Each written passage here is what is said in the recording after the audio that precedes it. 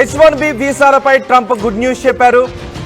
అమెరికాకు నిపుణుల సహాయం కావాలి, నిపుణుల అవసరం ఉంటుంది. H1B వీసాలపై ఎటువంటి ఆందోళన అవసరం లేదు అని చెప్తున్నారు. ఇప్పటికే అమెరికాకు సంబంధించి H1B వీసాలపై భిన్నాభిప్రాయాలు ఉన్నాయి.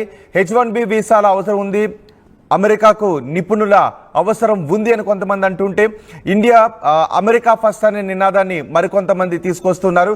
ఈ నేపథ్యంలో ట్రంప్ రెండు వాదనలు నాకు నచ్చాయి అని చెబుతూ ఉన్నారు.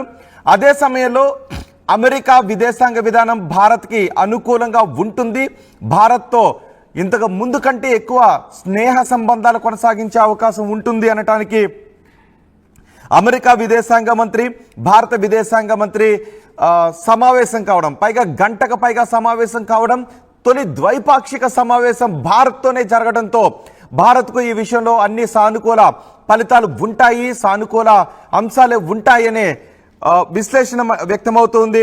అదే సమయంలో H1B వీసాలపై ట్రంప్ సానుకూల వైఖరితో ఉండటం ఎక్కువగా భారతదేశానికి కలిసి వచ్చే అంశమని చెబుతూ ఉన్నారు.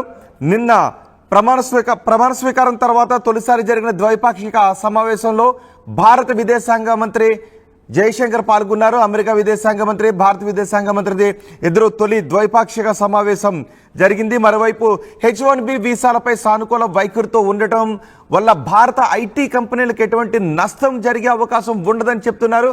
H1B వీసాలపై భారతదేశ నిపుణులు ఎక్కువగా అమెరికాకి వెళుతూ ఉంటారు. అయితే ట్రంప్ ఒక్క సాంకేతిక రంగంలో కాదు, అన్ని రంగాల్లోనూ నిపుణులు అవసరం అమెరికాకు ఉంది అని అమెరికా అధ్యక్షుడు చెబుతూ ఉన్న సందర్భంలో H1B వీసాలపై ఆయన సానుకూల వైఖరి భారతదేశానికి కలిసి వచ్చే అంశంగానే నిపుణులు భావిస్తున్నారు.